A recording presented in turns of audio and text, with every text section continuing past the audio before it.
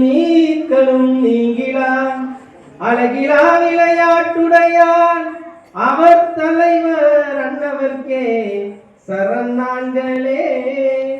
108 திவ்ய தேசங்களில் ஒன்றாக பன்னெடுங்காலமாக வேண்டும் வரங்களை அளித்து அருள்பாலித்து வரும் திருக்கண்ணமங்கை பக்தவத்சல பெருமாள் திருக்கோவிலின் பிரகாரத்தில் மிக உற்சாகமாக நடைபெற்று வருகின்ற இந்த பட்டிமன்றத்தில் நடுவர் பெருந்தகை, அதாவது நான் எப்பொழுதும் சொல்றது உண்டு, நாகராஜன் படம்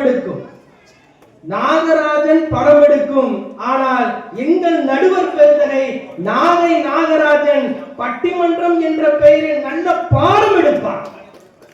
ஆன்மீக கருத்துக்களாகட்டும் சமுதாய சிந்தனைகளாகட்டும் இந்த பட்டிமன்றத்தை பயன்படுத்தி எல்லோரும் மக்களிலும் நல்ல செய்திகளை விதைத்துக் கொண்டிருக்கின்ற அற்புதமான பணியை செய்து கொண்டு ஓரக்க சித்தர் என்ற குந்திதேவி நேராக ஓடி சென்று கர்ணனை பார்க்கிறார். பார்த்து, கர்ணா, இந்த அறையில் வேறு யாரும் இல்லையே? இல்லம்மா. இப்ப நான் ஒரு உண்மையை உனக்கு சொல்றேன். உன்னுடைய தாய் யார் என்று உனக்கு தெரியுமா? இல்லை, எனக்கு தெரியாது. உன்னுடைய தாய் வேறு யாரும் அல்ல, இந்த குந்தி தேவிதான். மிக இளம் வயதிலேயே உன்னை பெற்றெடுத்த அந்த தாய் நான் தான் என்று சொன்னபோது கட்டிலும் தொட்டிலும் ஆர்மேலும் தோல்மேலும் கட்டிலும் வைத்து காதலிக்காத எதுவும் செய்யாத அன்னையாக இருந்தாலும் உதிரத்தை கொடுத்து உயிர் கொடுத்தாலே அந்த தாய் இவள்தான் என்று கண்கள் விரிய மனம் அருகிலேயே இருக்க போகிறேன், நீ எங்களோடு வந்துவிடு என்று சொன்னபோது அந்த நட்பு என்பது உலகம் தோன்றிய காலத்திலிருந்து அந்த நட்பிற்கு ஈடு இணையான நட்பு வேறு எதுவும் இல்லை. அம்மா, அஸ்தினாபுரத்து அந்த போரே அந்த அரசனுக்காக நடக்குது, அந்த அரியணைக்காக தான் நடக்குது. ஆனா அந்த அரியணை எனக்கு வேண்டாம், எனக்கு சகோதரர்கள் வேண்டாம், எனக்கு தாயும் வேண்டாம். இந்த ஜென்மத்தில் இந்த உயிர் என்பது என் நட்புக்கானது, இந்த உடல் என்பது என் மண்ணுக்கானது என்று சொன்ன கர்ணனுடைய நட்பு தான் ஆக சிறந்த நட்பாக நாம் இதுவரை இந்த காலகட்டத்தில் போட்டிருக்கீங்களா? இந்த காலகட்டத்தில் ஒரு படம் வந்து தேவா நட்புனா யார் தெரியுமா, நண்பன்னா யார் தெரியுமா அப்படின்னு சொன்ன தளபதி படத்துல எடுத்துக்கொள்ளப்பட்ட கதாபாத்திரங்கள் கர்ணனும் துரியோதனும் தான். ஆமா, வேறு நட்பு அதாவது ஆனா அதிலும் ஒரு கருத்து சொல்லப்பட்டது, எப்பேற்பட்ட நட்பாக இருந்தாலும் எப்பேற்பட்ட நண்பனாக இருந்தாலும் நான் அந்த நண்பருக்கு போய் நம்ம நண்பனாக இருந்தாலும் அவன் தவறான வழியில் செல்லும் பொழுது அவனுக்கு நல்வழி காட்டாம அவன் வழியிலே சென்றால் அழிவு நிச்சயம் என்ற அற்புதமான தகவலும் அந்த பகவத்கீதையெல்லாம் சொல்லப்பட்டது. இப்ப ஒண்ணும் இல்ல, இந்த காலகட்டத்திலையும் அந்த காலகட்டத்திலையும் ரொம்ப ரொம்ப பொருந்தி போறது மகாபாரதம் தான். இப்ப சூதாட்டத்துல தர்மர் வந்து எல்லாத்தையும் இழந்தார், தன்னுடைய மனைவியை இழந்தார், தன்னுடைய சகோதரர்களை இழந்தார், தன்னுடைய நாட்டை இழந்தார், புகழை இழந்தார், எல்லாவற்றையும் இழந்தார் சூதாட்டத்தினால். அப்ப அது சொல்லப்பட்ட கருத்து சூதாட்டத்துல உனக்கு எல்லாம் பேணுன. ஆனா இப்பொழுதும் அந்த கருத்து பொருந்துகிறது நடுவு பெருந்தகர்களே. இப்ப புதுவிதமா ஆன்லைன் சூதாட்டம், ஆன்லைன் சூதாட்டத்துல பல பேர் தங்களுடைய வாழ்க்கை இலக்கியங்கள் தினந்தோறும் பத்திரிகைகளில் சூதாட்டம் போன்ற பல நிகழ்வுகளில் பல பேருடைய உயிர் பறிபோகுது என்று சொல்றாங்க. மகாபாரதம் ஒழுங்கா படிச்சிருந்தாலும் வச்சுக்கீங்க, அதனுடைய கருத்தை கேட்டிருந்தாலும் வச்சுக்கீங்க, அவன் நெறிப்பட்டு. ஆனா ஒரு விஷயம், அபிமன்யு அவங்க 3 பேருக்கு தான் உடைக்க தெரியும் அதுல. ஆனா அபிமன்யுவுக்கு சக்கர வியூகத்தில் உள்ளே செல்ல தெரியுமே தவிர அதிலிருந்து வெளிவருவதற்கான வித்தையை அவன் கற்கவில்லை. சரிங்களா?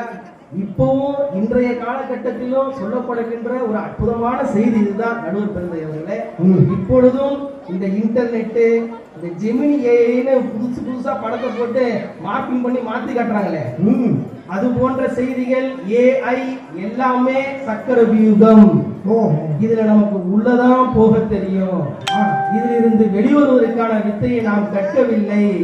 இது முழுமையான தொழில்நுட்பத்தை கற்றுக்கொண்டால் அது நம்ம போக மாட்டோம், ஆனா முழுமையான தொழில்நுட்பத்தை கற்றுக்கொள்ளாமல் போய் மாட்டிக்கும். இந்த செய்தியை அப்படியே சொல்லிட்டு போயிட்டாங்க. அபிமன்யை வச்சு உள்ளே சென்ற அபிமன்யு வெளிவருவதற்கான வித்தையை கற்று தெரியாதான் அந்த இடத்துல இறந்து போறான். இது போன்ற பல செய்திகள், நிகழ்கால சம்பவங்கள் இன்றைய காலகட்டத்தில் மகாபாரதத்தில் உள்ள வரிகள் தான் நமக்கு பயன்படுகிறது. ஒரே ஒரு செய்தியை சொல்லிடுறேன். அதாவது அர்ஜுனன் வந்து தன்னுடைய காண்டீவ வில்லை எவன் ஒருவன் பழிக்கிறானோ அவனுடைய தலையை எடுப்பேன் அல்லது தான் தற்கொலை செய்து கொள்வேன் அப்படின்னு ஒரு சபதம் சின்ன வயசுலயே போட்டுருது. ஆமா. அதன் பிறகு ஒரு சமயம் அவருடைய உடன் பிறந்த சகோதராகிய தருமனே அந்த கண்ணனே சாட்டினான், கண்ணனே கொலை செய்கின்றான், காண்டீபம் எழுக நின் கைவண்ணம் எழுக இக்களம் எல்லாம் சிவக்க அப்படின்னு கண்ணதாசன் வரிகள் தான். என்றாலும் கூட அதை சொன்ன அடுத்த வினாடி அவன் எடுத்து அப்ப கிருஷ்ண பரமாத்மா மறைமுகமா அதுல சொல்லக்கூடிய கருத்துக்கள் என்னன்னு கேட்டீங்கன்னா, செயலை செய் பலனில் பற்று வைக்காதே, உன்னுடைய கடமையை இப்படி செய்ப்பா, உன்னுடைய பலன்ல நீ பற்று வைக்காதே, அதெல்லாம் நான் தான், நீ உன்னுடைய பலனை எதிர்பார்த்து எந்த செயலும் செய்யாதே.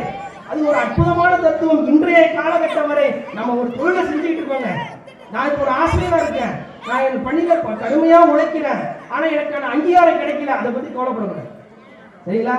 செயலை செய், கடமையை செய், ஆனால் பலனின் மீது ஒருபோதும் பற்று வைக்காதே, நிச்சயமாக மிகச்சிறந்த பலன் நிச்சயம் வந்தே தீரும் என்பதுதான் அந்த அவர் அந்த போரில் ஈடுபட சொன்னதும் அதனால் விளைந்தக்கூடிய நன்மைகளும் கண்ணபுரானுக்கு மட்டும்தான் தெரியும். அதனாலதான் அந்த செய்தியை சொல்கிறார். எனவே பகவத்கீதை கண்ணன் காட்டிய வழிதான் மிக அற்புதமான வழி.